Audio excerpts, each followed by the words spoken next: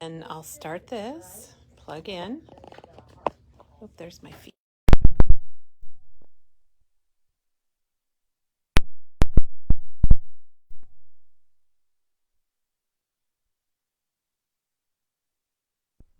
We'll segue in, huh? TGIF.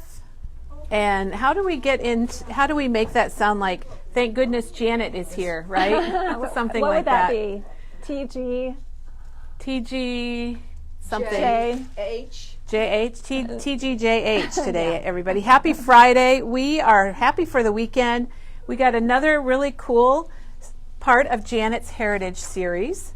And I know you won't be disappointed because it's been amazing so far. And I think this is week 3, did we say?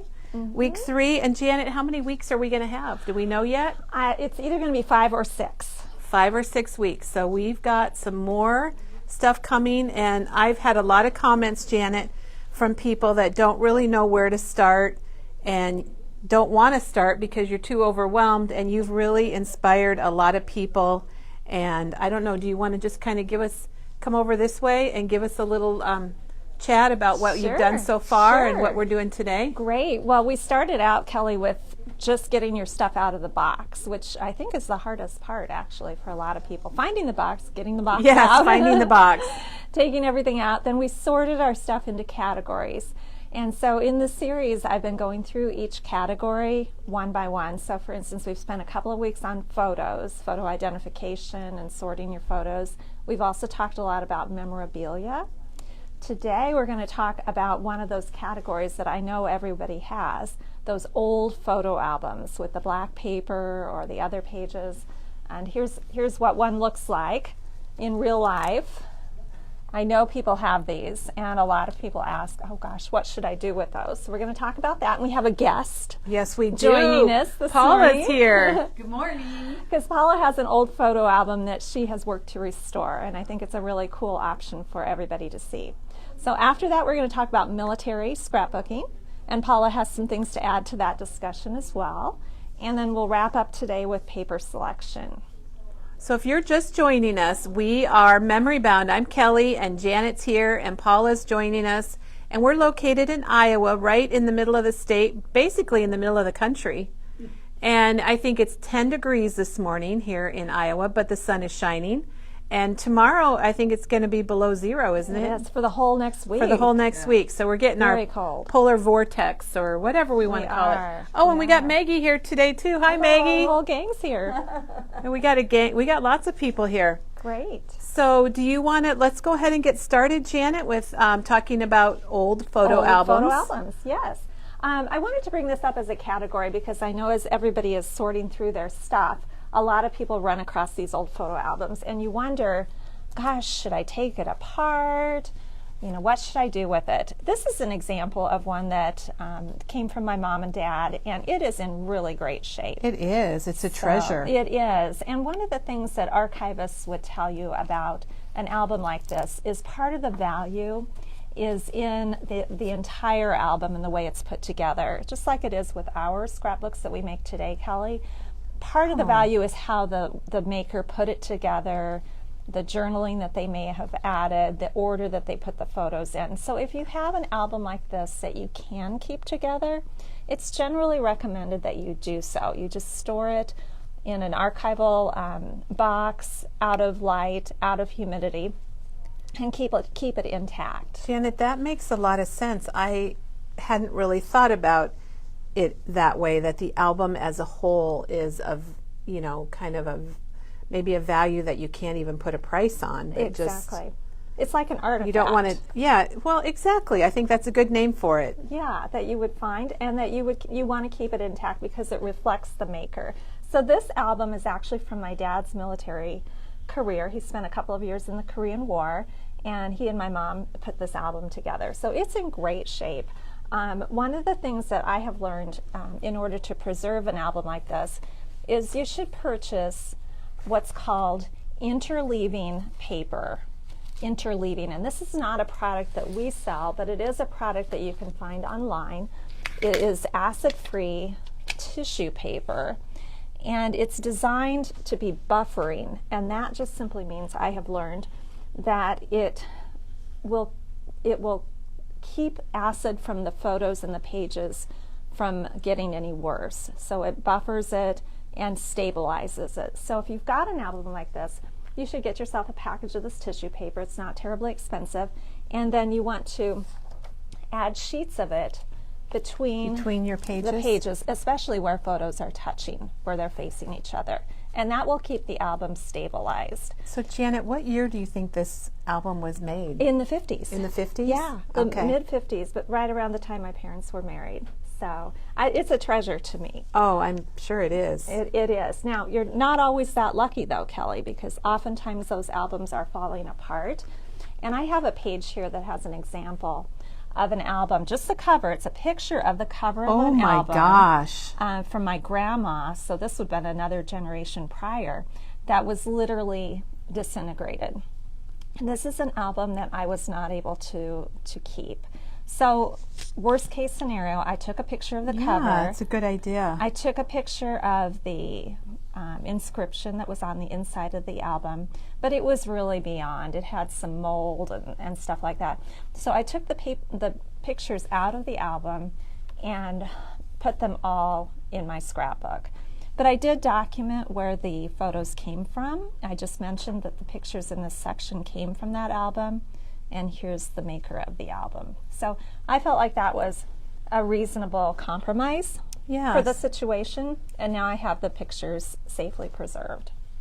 Well, you did a good job, Janet, of marking where it came from and getting a picture of the album. Sometimes we don't have things are too big or we can't save things, and I think photos are a great way. I think so too. And one thing, if you do decide to take apart an album like that and decide it can't be kept, make sure you just set it on the floor and take your phone and take a picture of every page. And that way you've documented the order of the pictures, and so that you will know, if you decide to reconstruct it, what order to put it back in. And here's another example, Kelly. This is a Bible that belonged to my great-great-grandmother. My great-grandmother. And it has her name written in the front of it, and then in the back she has some notes that she wrote when she was a little girl. Oh my gosh. I have very little information about her, so it's really precious to me. But in this case, I made a photocopy of each of the pages that had her writing, along with the cover, and I added it to a page that includes her picture. Oh my gosh, that's really neat, Janet. Janet, we do have a comment from Beth. She said she was gifted her husband's baby album, but it's so sticky and damaging photos. It's the old sticky sheets. So it's probably not as old as these. I'm thinking it's those magnetic sheets. That is an exception, and those, I think, pretty widely, it's recommended that you do remove the photos from that situation, because the acid on those pages can be very damaging to photos. We do have Paula ran to get it, but we do have a great product that removes your items safely, and it's called Undo. Yes. I just used some this morning, and not on an album, but on some stickers this morning. So Paula's going to get that so we can show Beth what she can use to remove those. You can also sometimes get away with using a piece of dental floss. Dental floss, yeah, that's true. It kind of mechanically lifts the pictures up. Thank you, Paula. Mm-hmm. Yeah, this will dissolve adhesive behind photos, and it's an amazing product, isn't it, Kelly? And it doesn't damage your photos. You think it's going to because it's a liquid, but it will not damage your photos at all, and it is a wonderful product. I would say those old magnetic albums are really kind of an exception to the standpoint that you should not take apart an old album, because the paper that those were constructed of is generally considered to be harmful to photos. Beth says if she peels the plastic away from the album, the pictures are tearing. So I would definitely try some Undo. Yeah. So Beth, get yourself some Undo. I think it's well worth trying it, and I've had very good luck with the magnetic albums. All right. Well, thanks. That was another little sidebar there. So yeah, it was almost like a commercial, wasn't it? For it was kind of a commercial. Well, hey, we have spokes companies or whatever also. Right. Well, we asked sponsors. Yeah, sponsors. I asked Paula to stop by today because she has a great little project to share that shows how you can preserve an older album that might not be in the greatest condition. So Would you like to tell us, Paula, about your Paula, project? here, why don't you grab a microphone here? And while Paula's getting her microphone, Janet, we do have a question. Yes. What is your idea for really delicate papers? They have some war ration books Oh, and old documents, and it seems like the tears and folds have ruined the writing. like So this? what's your idea for that? Lori's wondering. A war ration book or something like this. First of all, I would photograph it, just make sure that it's safely preserved so that you have that image.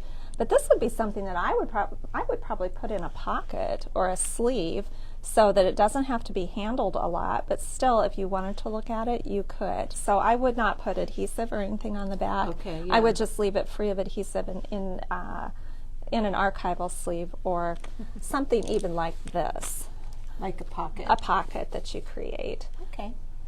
Thank you. All right, Paula. Paula, tell us about your background and what you got going on and your heritage stuff. And Well, I'm not into genealogy for sure, because it's a very daunting hobby or area of interest or expertise to get into. So I was lucky enough to have my aunt gift me this album in 1966. And oh my gosh. so I was a young child when she gave this to Yeah. me, and of course when I was listening to Janet and her talking about keeping it in a cool, dry place, that did not happen over the years, but I'm so grateful that I at least kept it. So anyway, a few years ago, I kind of got this out and was looking through it, and these pages, you can kind of see, this is not frayed burlap, this is natural aging on the pages. And I was concerned about their fragility and with little tears and stuff. So I brought it in here to ask for advice. And what we came up with was we made color copies of each page, which is now what I use to when I want to look through it. I just look at my color copies.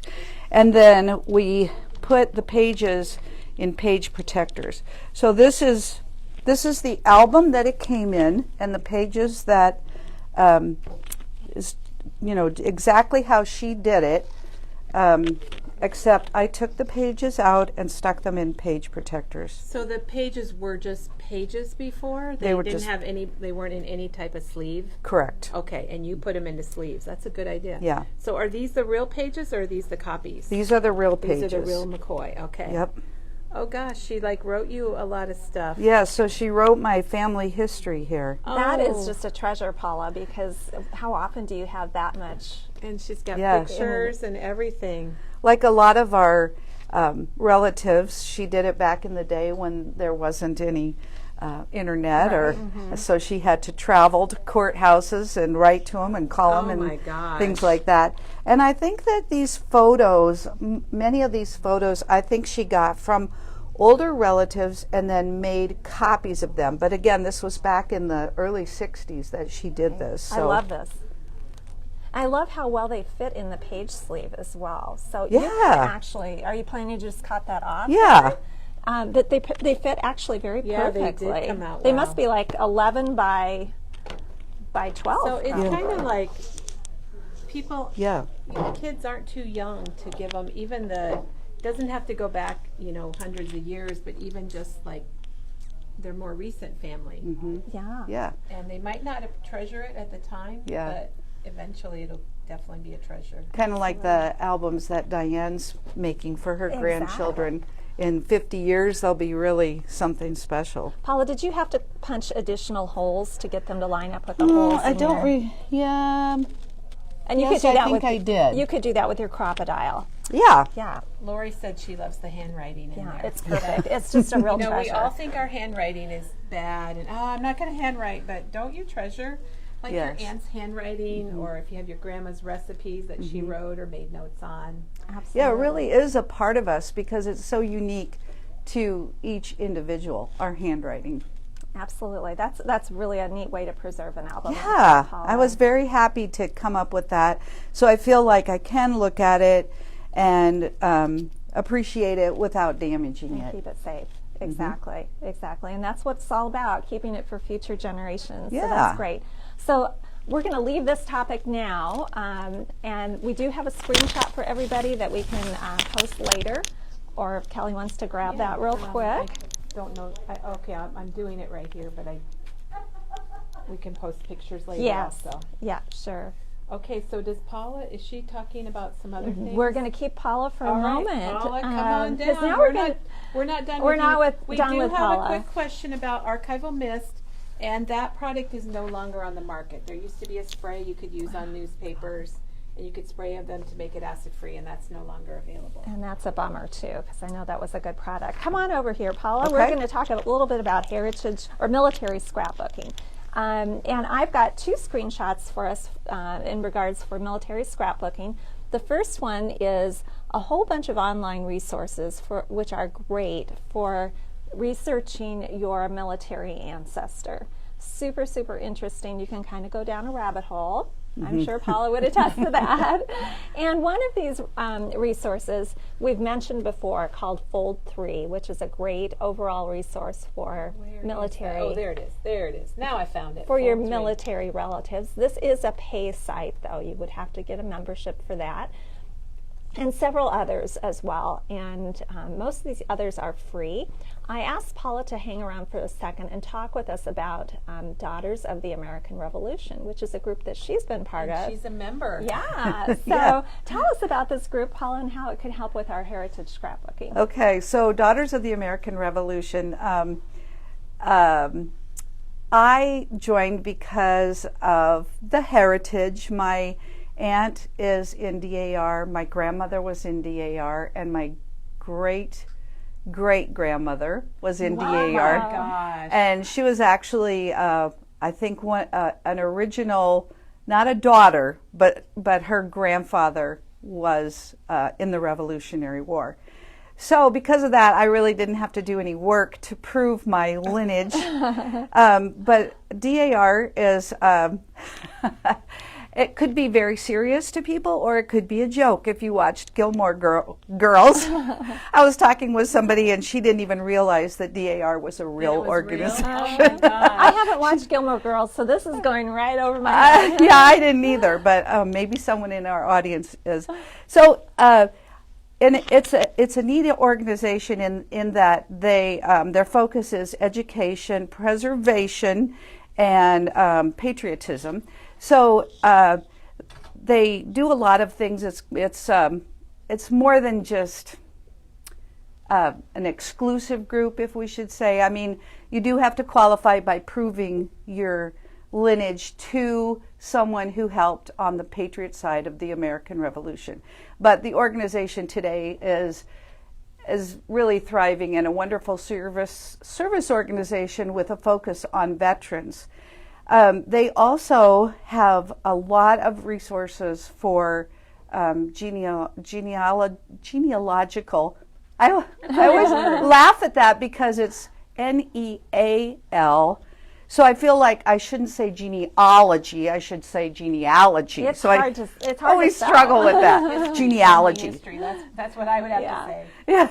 So it is another free resource if you're looking for, if you're into genealogy or interested in it and doing some research. So you just go to their website, dar.org, and if you search around a little bit, they have some genealogy information, a lot there, and they have a library that can help you also. One thing that I'm doing right now with this organization that I find fascinating is they somehow have access to some old records,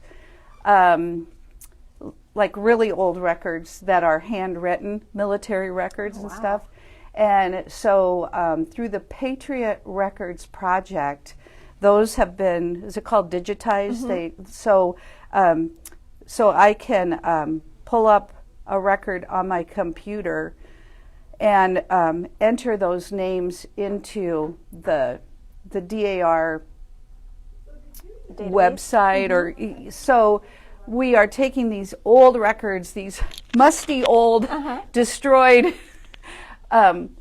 military records from the Revolutionary War era and putting them into the system so that people have access to them. It's really fun to see the writing and see what people got court-martialed for, or how much they paid the wagoneer to take supplies to the troops, or anything. So what really a great interesting. Resource. And if you find that you have an ancestor that served in the American Revolution, this would be the first place you would stop and look to see if you could find information. Yeah, and even if they don't have the you're not all patriots of the Revolutionary War, not all people who fought or somehow served on the patriot side are listed there, so you can even search back and find a patriot that isn't in the DAR records. Wow. So, wow, what a great resource. Yeah, it's a lot of fun. Awesome. Well, thank you so much for sharing about your involvement in that group and how it can help us as scrapbookers. Yes, right. I'm pretty excited to check it out because I know I have at least 2 ancestors that served in the Revolution. Oh, really? Yes.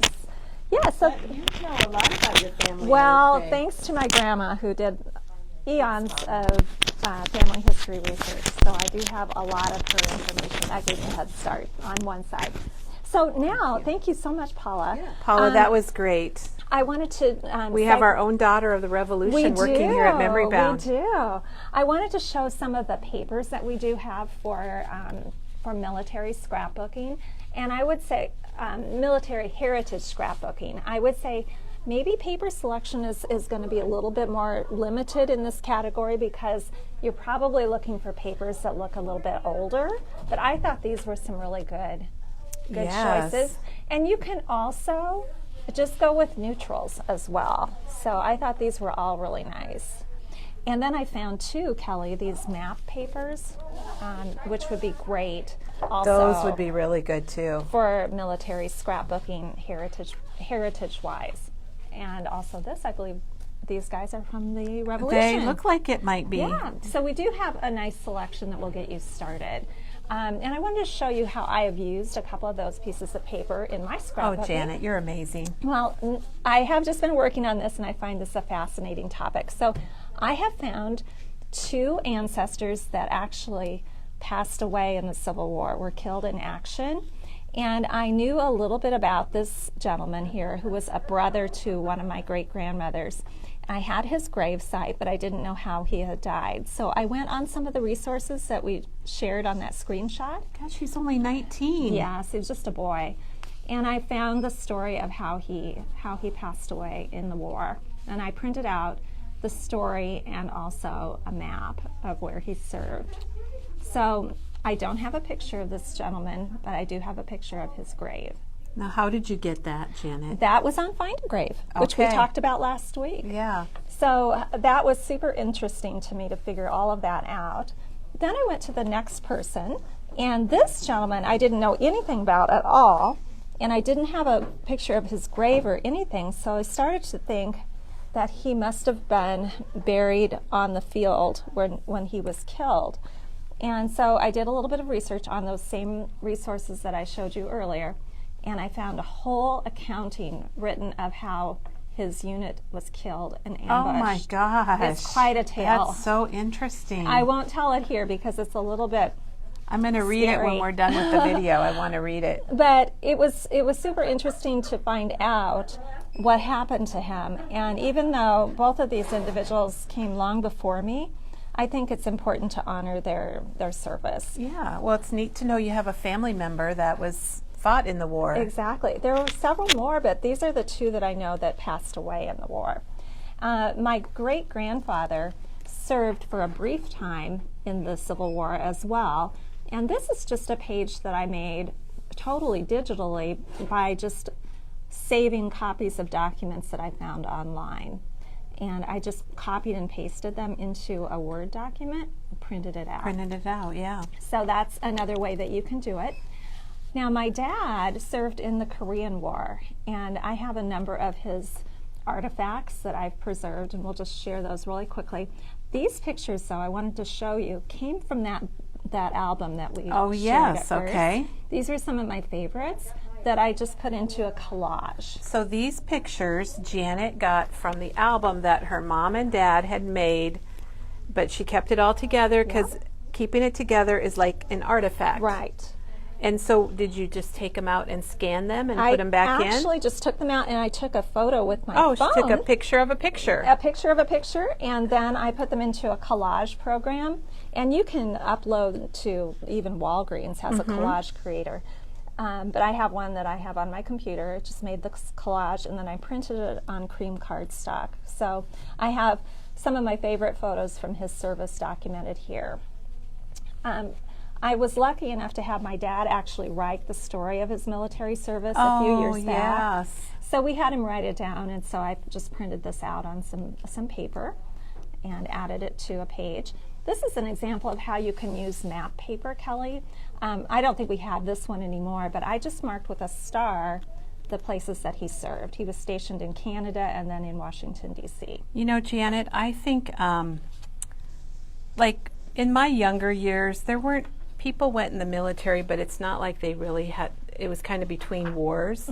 But today, there's so many people that are serving and are in the service and have been deployed that it would be good to get their stories and get them down. It certainly would. I'm really grateful that we have that story. It was compiled with other veterans on a Memorial Day one year in our town. So. And we have a few questions. Yes. They would like, I know you mentioned places to get the collage, but they wanted to know what collage program that you use. Well, I'm using a really old one called Picasso, which is not even available anymore. Okay, so find a new one. Yeah, but most of the places where you would have your photos developed, like even Walgreens, has a collage tool that you can use. Super easy. It's usually they're going to cost $6, $7, $8 to have them printed. Okay. And then do you cross-reference the artifacts like your original album to your new album? I do. You do? Yes, Okay. because I think that's a really great way to do it. So I will often make mention on the scrapbook page that there is an original album and look here and for where it. is it? Yeah. Okay. Yeah. And then I love Beth has a comment. Is anyone finding black sheep in the family that did awful things? And should I include that family member? Yes. The answer is yes, and yes, you should include them because that's part of your history. That is funny. Yeah. I love it, Beth. It comes up, and I won't go into my stories, but yeah, they're out there for sure. I can't believe you'd have any black sheep in your family, boy, Janet. You wouldn't believe. So other things that you can pull and add to a sleeve include discharge papers or certificates that your loved one might have received. I actually have this envelope that I unearthed when I was working on this project, and like Paula, luckily it fit right down into a 12 by 12 sleeve, and I you just cut trimmed the it top off. I love that. So inside are a whole bunch of other papers that I just didn't feel the need to display separately in the scrapbook. But you have them but I if have you want to them. look at them. So that's great. Right, so those are right there. And then I think I've showed this before. This is also a pocket sleeve that we sell. And I just cut the top off because I had these smaller pieces that I wanted to include in it. And that way you can see the front and the back. Janet, Dorothy has a comment that you're blessed to have all of this, that none of her family saved anything, so she can only do herself. But Dorothy, I think you should do yourself because we all have to start somewhere with our stories. And that's a great place to start because you know your story more than anybody. Exactly. And that's going to be very important for future generations to know who you were. So, who you are, excuse me. And Janet, would you be able to list your fonts maybe in the comments later? Sure, absolutely. They think you use the best fonts, and they'd like to I have my favorites for sure, but I appreciate the font junkies out there. And Michelle, oh my gosh, Michelle has on one side they have brothers that fought against each other in the Civil War. Many family stories. Wow. Okay, and we have one more question, which is great. Do you print directly onto 12 by 12 cardstock for your journaling and titles? What type of ink and printer do you use? Beautiful pages. Thank you. I do have a 12 by 12 printer, and I will tell you, it's on its last legs. But for instance, on this background, I did print directly on this 12 by 12 sheet of craft paper. My printer is an Epson, and it's an Artisan 1430, which is no longer made. But I'm in the market for a new one, and Epson has a new one that has just recently come out that is probably what I'm going to get instead.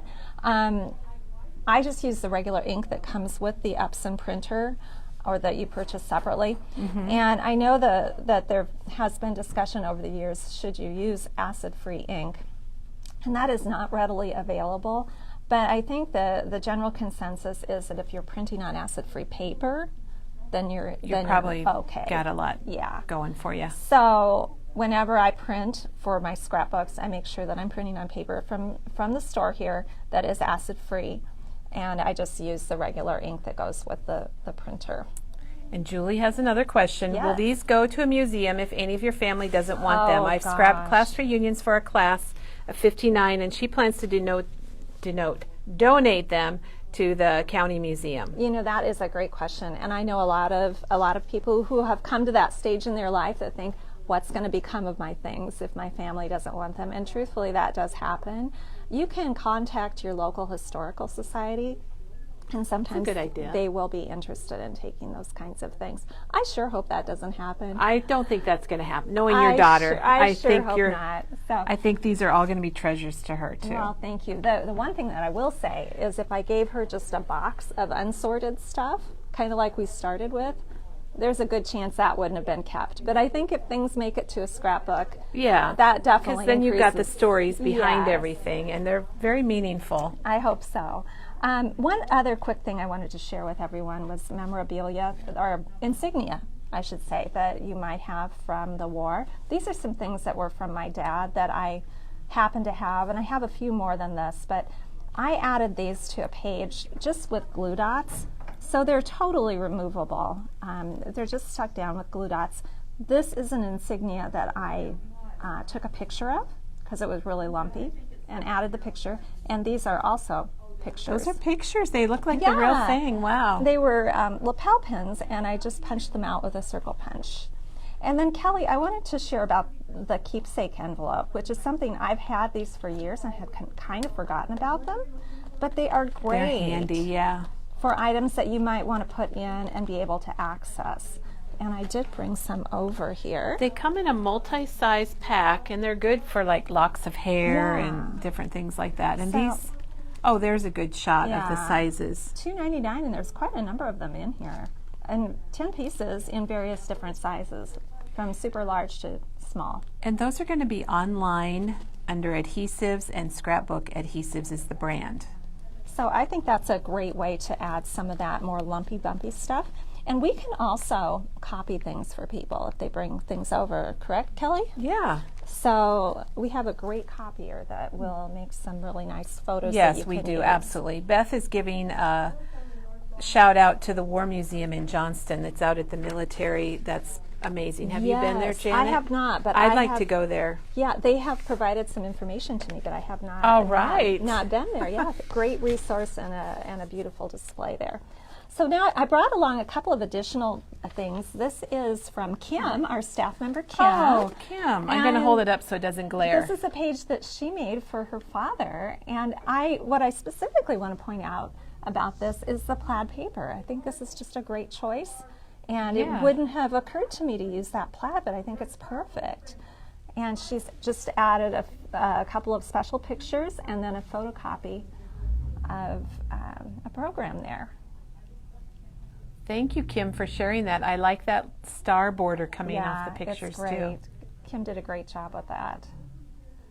And she's got her journaling, Got so you the know who it journaling. is and She's when. got a little bit and where. Of embellishment in the corner.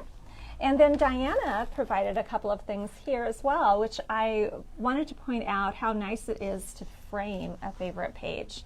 So if you're taking the time to make a military page, you could rotate them through a frame that you have displayed in your house. And this is Diana's dad, and he served in the Navy. So she's got this nicely displayed for everyone to enjoy. So I think that's a great thing that you kind could of do. honor your dad. Diana also has, she is super lucky to have this, her dad's naval diary. Which What is that? It's Like a daily description that he wrote? Yes, of what he did each day when he was in service. Flat hat inspection. Oh my gosh, Drills. that's a treasure. Stayed out all night. Played pool Played at pool. Marine Barracks with Chris and Weber. So Nice day. this is terrific. Oh my And gosh. ships and day by day what he did in the course of his service. This is a real treasure. So Diana has this along with some other papers in a book that was compiled of her That family is history. amazing every day. So this is Diana's book that she's Oh sharing gosh, with that us. is cool. So those are some things that you can keep. You can be on the lookout for when you're going through your boxes, and some ideas for what you can do with those. Very neat. And Michelle, thanks for naming the museum that we know is out there, the Gold Star, Iowa Gold Star Military Yes, Museum. it is a great resource. Are there other questions before we leave this topic, Kelly? Well, Mary is thanking you for the idea of taking pictures like you did here of your, is that like a medal? Mm-hmm. And the buttons, And the because buttons. her son has a Bronze Star. So congratulations. I think that's pretty cool. That would be great. The other thing that you can do, of course, is if you have a lot of insignia like that, you can get a shadow box. And this is my dad's flag that I have in a shadow box, but you can get larger and different shaped shadow boxes that will hold insignia as well. And some that even hold an insignia and flag and Yeah. uniform and all of that. So you could put it all in that. You could do a whole like display, honor could. your family. You could. Very amazing, Janet. I love it. Well, great. Thank Good, you. good news about military. And like I said, I think military's, there's going to be a lot of history to preserve in the future with military families and experiences that are going on or have been going on in the last, I don't know how many years. Definitely. There are a lot of people 10 that or whatever. are serving. So that's a great point, Kelly. I wanted to spend a little bit more time talking about paper selection because we have talked about the Simple Stories Simple Vintage Ancestry Collection, and we showed that in detail last week. And I've it's made all, some it's samples. totally in stock. We've So- got lots of it. That's a great option if you're starting from scratch from a heritage album. When I started my albums, of course, that was not available Yes, that's back in true. the day. Yeah. But I just used neutral papers. And so what I did was I came over to the store with some of my representative photos, the brown ones and the black and white ones. And I just went to our neutral paper aisle and I just picked out some colors that worked with my photos. So just a variety of different patterns and colors in the brown tones for the brown ones, and then some for the gray.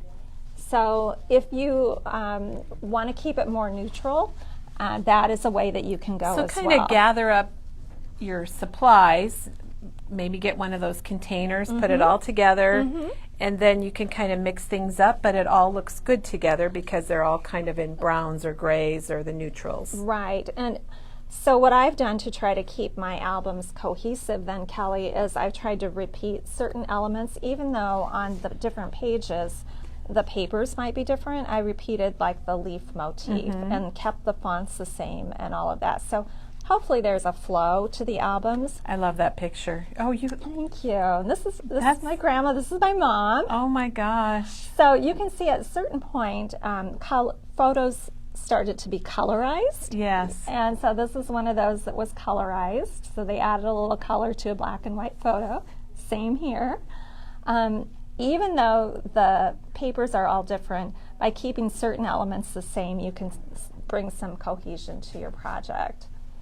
Janet, there's a question we'll jump in and ask you Yes. here is what would you do with all the war letters written between your parents? Oh gosh. What a treasure that would be. I've read a little bit about what people are doing with those, and definitely would keep them. Some people are taking the letters out of the envelope so that they're stretched out and not folded and putting them in an archival sleeve.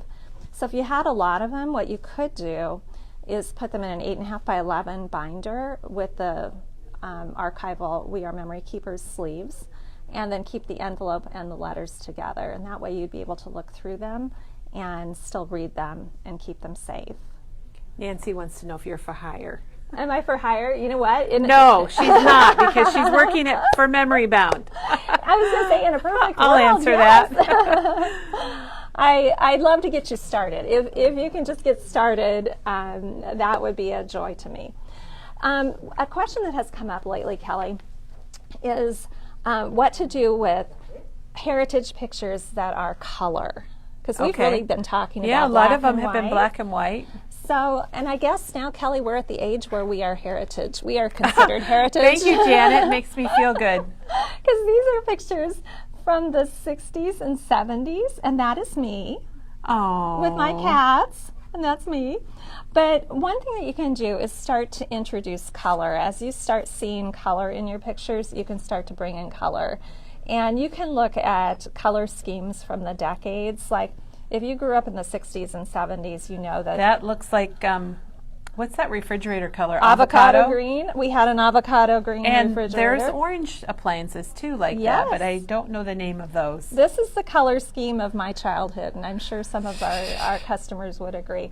But I pulled out some pictures from that era, and lo and behold, They the look colors good. just Yeah, go. they look perfect. So what I would say to those that have pictures like this that are maybe a little newer but still heritage, you can look at introducing color. You do not have to stick with You know, you might not do heritage. bright pinks or Right. that, but those are very subtle, soft Right. colors, And here's not quite as intense. Exactly. Here's another example. This is from the 50s. These pictures are my mom from the 50s. And you can see this frame that came on the photo introduces that really popular aqua color. Which I happen to love I myself. love that color too, but I was looking around the store and I thought, you know, Oh, the 49 and Market. how beautiful that would be with these particular photos.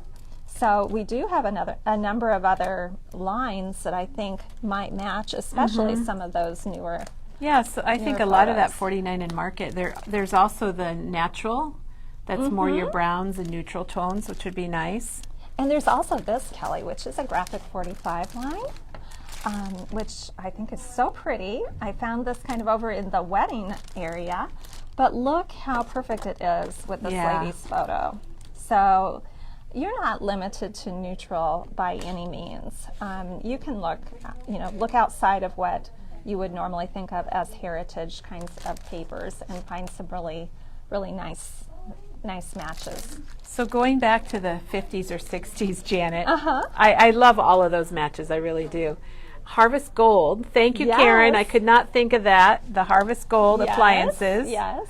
And then Beth said it looks like colors of Tupperware. Yes. Which is so true. I love reminiscing like this. Yeah, I mean that's what we grew up with. And somebody said something about landlord green and landlord gold. Oh, I haven't heard it called that, but I think maybe they're talking about these two colors. I believe they are. And Rita started her husband's military book and stopped because she's stuck, but she's getting it back out now. Oh, so great. Way to go, Janet. You Great. inspired Rita. Great.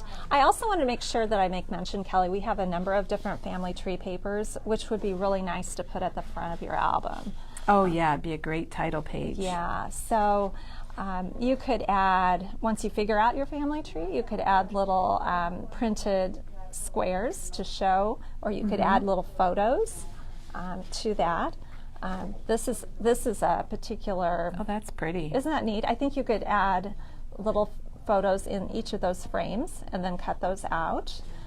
This is an actual traditional family tree that you would fill out, kind of like the practice one that we've been working on. And then these are little cards that you could put smaller pictures in, which I think is really fun. So Janet, let's look at the name of that graphic 45. We've got somebody that would like to know the name of it. I know it's a deluxe edition. And that is... Oh, there it is. Le Romantique. Ooh. Le Romantique. Nicely said, Kelly. Thank you. I did take French in middle school. I just think that's beautiful. And if you've got pictures from like the 20s, this would be perfect. It is very pretty. Okay, Nancy has an album that her mom used, and she used photo corners. And do you think it's okay to move them from the original book to a book where they're more secure? She said they're falling out. Yeah, I think it's up to everyone what they choose to do. What I would suggest to Nancy is take a picture of each page before you dismantle it. Oh, good idea. So that you know the order and you can put things back in the same order. Now, speaking of yes, photo corners, what a good transition. I love it when we have transition. So we do have a lot of different photo corners in different colors. We've got craft, white, gold, cream. So if you're not familiar with silver. photo corners, like these are like what Janet had in her original album. Oh, Yeah. Janet, you're the best. I brought She's got one it. over. She even Yeah. brought some. So yeah, what you would do, these are great because you can remove the photo without permanently securing it to your album. So what you do with a photo corner is you just leave them on the backing sheet and pretend this is my photo, Kelly. You just slip the photo in the corner, like so. Like Janet, this. I've never done it that way. How do you do it, Kelly? I do it awkwardly. Like I lay the photo on my thing and then Oops. I try to slip them on. So Yeah, you're supposed this to. is much better. At least this is what I've been told. You're supposed to do this and just pick them up. And once they're on there, then you can just lay it down. That sounds At least much that has, easier. At least that has worked for me. So that is what a photo corner is, and that they can really be your best friend. When And you're they come in working on black, white, gold, silver, craft, clear. You can get Yes. clear ones. I've used Yes. clear in my kids' high school albums before. it. So yeah, we've got a number of different colors that I think would be great. And Kelly wanted to point these out, and we don't have these for every year, but we have them for a few years. A lot of years, yeah. Um, And they're not online. This is something you'll need to call us for. There's too many years to try to get them all That's online. right. So these are a kind of description of what was going on in a particular year. So this is from 1900. It tells what was popular music, what the prices were, what the politics were, what were some of the things in the news. And this could be fun information to add to your heritage albums. And I totally had forgotten about these, but I think these would be great. So we've got them for a number of years. A lot of people, if they have a student graduating from high school and they're doing an album, they'll come in and pick these up for the year they were born. Great idea. So you could easily tuck this in a space in your album and add a picture in the center. Very cool. Janet, you've got pulled some cool stuff today. Awesome. Well, great. Let me ask a question, if I could, to our viewers. Okay. We have a few categories of sorting categories left in our quest to do a heritage album. Slides, negatives, those kinds of things in particular. I'm wondering how much interest there is in those, and if a lot of people have slides and old negatives to deal with. I'm So you're prepared- wanting people to comment if Let they us have. know. Let us know. Comment, and then we will. Janet can kind of. I will add more to my Yeah. my spiel about that, but I do have some things prepared to share. But if it's not a topic that is of huge interest, I'll spend less time on it. So That just sounds let us know good. if you're interested. Yeah, make in a that. comment if you think slides and negatives would be something you want to learn more about, or if you have other suggestions. Yeah. Janet's very flexible and she knows a lot, and she's willing to, I don't know, tailor this to what people would like to hear. Absolutely. So we have at least 2 more weeks, possibly 3. This is week 3, Kelly, right? I believe it is 3. So yeah, at least 2 more weeks, possibly 3. And we have a lot of different things to share in the remaining time. So we appreciate everyone coming along for the ride. Thank you, Janet. Thank you so much. We have one more. Somebody would like to see the DAR sheet again. Yes. And everybody is saying yes to negatives and Okay. slides, Janet. So I think you got your answer to that. Great. Thank you for that. So here is the information for the Daughters of the American Revolution. So if you want to check that out, and we'll put on pictures of Janet's pages here too so you could see it. Lots of comments, Janet, Great. about negatives and Great. slides. All right. Well, we will do negatives So and we slides. put that on your list. It was there, and I will spend more time on it. Janet, then. thanks again. You're so welcome. Once again, it's been a wonderful time with Janet today and learning all about our heritage and making it doable. I think that's what I love. And we do have a couple products. So Dawn, if you want to, Jen, if you want to give Dawn your microphone. Yes. And we have the basket that was under here. right there. Okay, all right. Thank you. So we've got some Hello, new stuff to everybody. show. And, Yes. And so if you're just joining us, we had a wonderful time with Janet and Paula about heritage photos. It was week 3, and now we've got some new product, and then we'll let you go about your crafty day. Well, it's not necessarily a new product, but I have to apologize to a customer who called this week and was talking to one of our staff, and I can't remember who it was now, but wanted the Say It With Stamps layered pine cone and layered snowflake stencils. I found them yesterday when I was looking for something else. They were on our south wall. They weren't anywhere where I had anticipated they would be. So if you're the customer that wanted them, we have them. Call back They're 'cause here. they're on sale through Sunday also. Oh, the stencils are? Those are. Those two Oh, are. the winter ones. Yeah. Yay, that's right. Oh, well, they're here. They're here. We have them. And then while I was also out and about, these were tucked away. You know, we have hiding places here. And these two were tucked away, not in our stencils. And they were really popular. And then, I don't know, this That grid is really popular. and then the bumblebee, I call it the bumblebee. This is called chicken wire or bumblebee, but these two were tucked away and we have them also. So I just wanted to point that out. If you're the one that wanted these, we have them. They're 30% off. Okay. And then we got in these really cool layered frames. And this is a page that Kelly made, which I love made that. that. Oh, Chris made it? Oh, I thought it was your I class. thought you made it, Dawn, if you want the truth. I thought you made it, but it must have been Chris. It was Chris then. So That's my husband and I right there. yes, it is. Yes, it is. Just last week. Friend. Well, never mind. I didn't say that. Okay. Anyway, love that page. week. But these layered frames are just beautiful. So I wanted to point that out. And then Kelly, if you want to look, Yeah, let's show you the paper. I pulled some of these beautiful papers. This is the Reminisce Made with Love It would look collection. really nice on there. It's a So- good feature page. It's like for a wedding or Yes.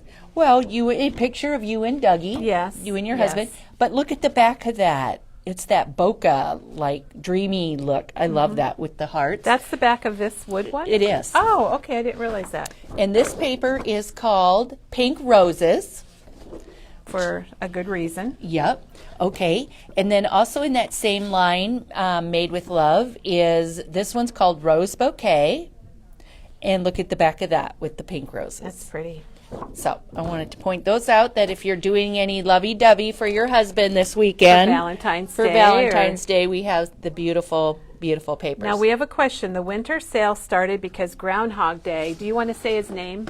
Punxsutawney Phil. All right. He saw his shadow, so we got 6 more weeks of winter. So we decided to put all of our winter stuff Yeah, 30% in our off. theme out online. So if you go to shopping, themes, and winter, it's 30% off, and it comes up automatically that way.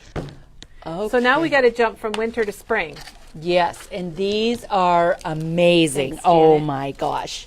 Oh my gosh. Well, we even have the cards that We these do. were all We created. do. Let me grab them. Don's going to get the samples. I'll show this ribbon while you're doing that. This was the seam binding we showed a couple days ago.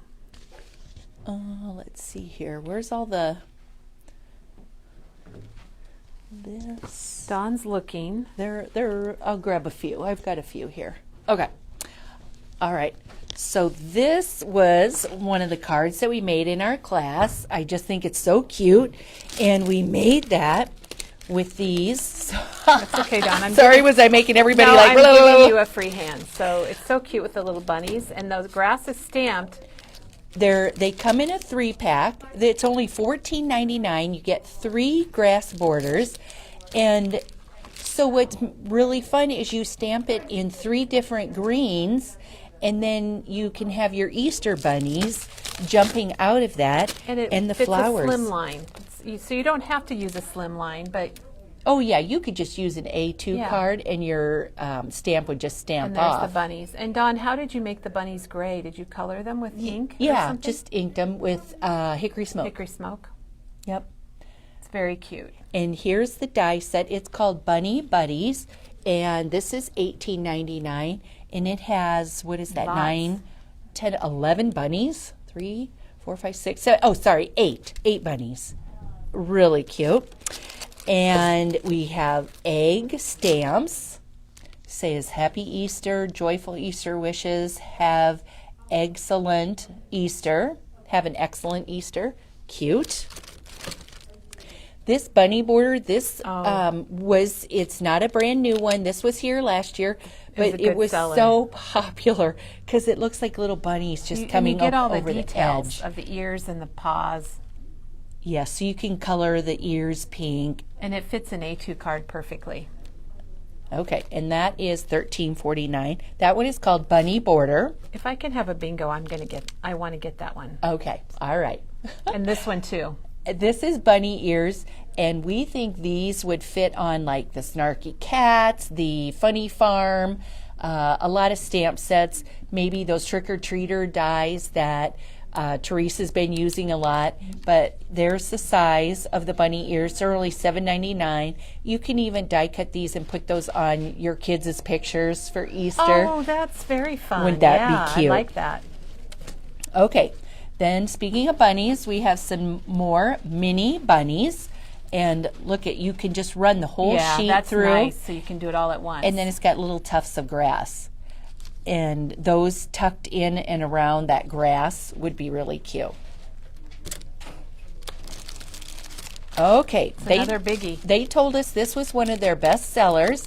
So these are stamps, and they go across the whole bottom of like a slimline card. Or a scrapbook layout. Oh, They're yeah, big enough absolutely. for a layout. Happy Easter, Easter blessings, sweet spring wishes, welcome spring, spring has sprung. So love those sayings, but I love the font. The font is good and a pretty cursive. Okay, this one I cannot wait to play with. But what they show is that you stamp this. It's a whole like wildflower border. It's only $14.99, and look at the size of that. But what you do is you stamp like a black or a dark gray, maybe hickory smoke. You stamp it first, and then you stamp over top of it, just offset it a little bit with another color, and it looks like a layered, it looks like just a beautiful layered wildflower background. So I don't know if you can see that in the packaging, but they did it in the purples, and it's beautiful. Okay. And speaking of grass and hiding Easter eggs, we have, this is a pack. This is called Grass Border Set, and it has 4 grass dies. It's $18.99, and you can layer those dies to make like a grassy border. But then what I would do is I would tuck Easter eggs and bunnies down in there and create a whole scene. You could do this across the whole bottom of your scrapbook layout, maybe for your Easter egg hunt. You could do this on cards. Really a fun set. And Carla said with the flower stamp, you could color it with different colors. Like if you got your markers out, oh, you absolutely. could color the stamp itself and then stamp. Wouldn't that be fun? Oh my that'd be very gosh. pretty. That would be beautiful. Okay. We have a card. Yeah, we do. This is, Did you not find do you want that to one? hold this and I'll Yeah. go get it? This is called Hanging Eggs, and you get 3 hanging egg dies on it, and it's $12.99.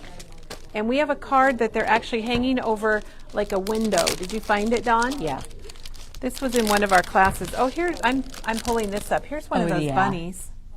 And we just glued on it. It's been thrown around a lot. People have looked at it, but you can put little tufts of cotton balls on those bunnies to make. So do these stamps fit that die? I think those egg stamps fit. They fit the die. Let me go back so you can see. There you go. So it's called, oops, sorry, Kelly. Okay, I've got a weak arm. Okay, what is that?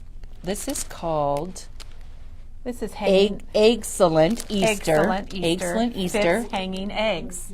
And makes this. I just realized that. Okay. 1 + 2 cool. equals this. And then that's also got the Joyful Easter Wishes, and we have that stamp too. Okay, well, let me get to that. Joyful Hey, Easter Gloria. Wishes. Bunny buddies. Bunny Gloria needs a bunny buddies. buddies. Bunny border. There you go. Okay. All right. Well, I was going to try to find that joyful Okay, and Easter. we have. Will you look for that? Well, it'll come up, but Oh, here it is, right here. Joyful Easter Wishes, we just had a suggestion. Okay, there's the front of this card. and it is $6.49 for the whole stamp, and it's a red cling, so they're gonna stamp very good nice. quality. Now, there was a suggestion with these hanging eggs, and thank you so much, Carla. Make balloons. They can be balloons. Yep. Love it. Yeah. Okay, there's Easter eggs. That's what you need for your grass, Dawn. Yes, I do. $8.49, and you get 3 different sizes of eggs. It's a good basic. And I think oh, no. Look at this one. Masks. Yeah. This one's called Mask Set. It's $5.99. And I would say that this one measures, what do you think, about 1.5 inches? Probably. And about 1 inch. Maybe 1 1/4 and 1 3/4. Yeah, I think that sounds good. Okay. All right. To give you some reference, and they're $5.99. And you had a card with that too. What do you think? Where do you think We'll that have one to is? take pictures of it. Okay, then the rest of the stamps we got are, if hugs were flowers, I'd give you a garden. And this, we can't wait. We're going to stamp this on a piece of like the mixed media board and color it, and then stamp a message. And that would be a fun little gift to give to a friend. In quietness and confidence, you shall find your strength. Like that verse. And this one is live for the moments you can't put into words. $4.99. I love that saying. Yeah, I do too. Happy Easter to you. That's a beautiful. I like the 2 different fonts. That one's $5.99. So really inexpensive stamps. Easter blessings, and these. Did you get images for all of these? Yeah, put they're online? all online. So they're all online. You can under go to stamps. Easter, or you can go to stamps, or you can go to dies. Awesome. He is risen. That one's $4.99. And here's another really cute one. This one is called, I don't know. It's something flower. What kind of flower is that? Is that a cone Cone flower. But look at that. And that would be fun colored with Copics. $6.49. It doesn't have a name. It does not have a name. It has a name online. Oh, I thought I was done with dies. And look at these. Happy Easter. Really, this one's a stamp, a die and a shadow. $13.49. And this one's a beautiful cursive, and it's $8.49. So there you go. Very cool. Happy Easter. right. It's time to get ready for Easter, and Valentine's Day is coming up. And we've got 3 more days of our 30% off winter, which Yes. is online under themes and winter. And is there anything else, Dawn, you can think of? Come visit us today. The weather's nice. The sun is shining. It's beautiful. We're open until 3 o'clock today. We're open 10 to 4 tomorrow. I'll be here. Stop in and say hi. And we're open Sunday also, 12 to 4. 4. Yeah. It's gonna And be Super cold. Bowl Sunday. Who's going to win? Who's going to win the Super Bowl? Go I don't know. Chiefs. Go Chiefs. Yeah. Okay, they're asking, we got one more question, the paper that this layout is done on. I ordered it, but I couldn't find it yesterday. Is it with Maker Mania? Oh, I didn't All look right. in Maker We Mania. have it. Let me go look. Dawn's going to look quickly. She ordered it and it came in, but she couldn't find it. That does happen sometimes. But if you even call and ask for it, we can. I'm sure we can find it. And here's the little samples that Dawn found. There's another card with the little bunny. It's so cute. Thank you, everyone. Oh, Shelley says the Chiefs are going to win. They're probably the closest team to us here in the middle of Iowa. And I think we should leave with this quote right here, Janet. That's really cool. So thank you, everyone, for watching. Have a great weekend, and we'll be back on Monday.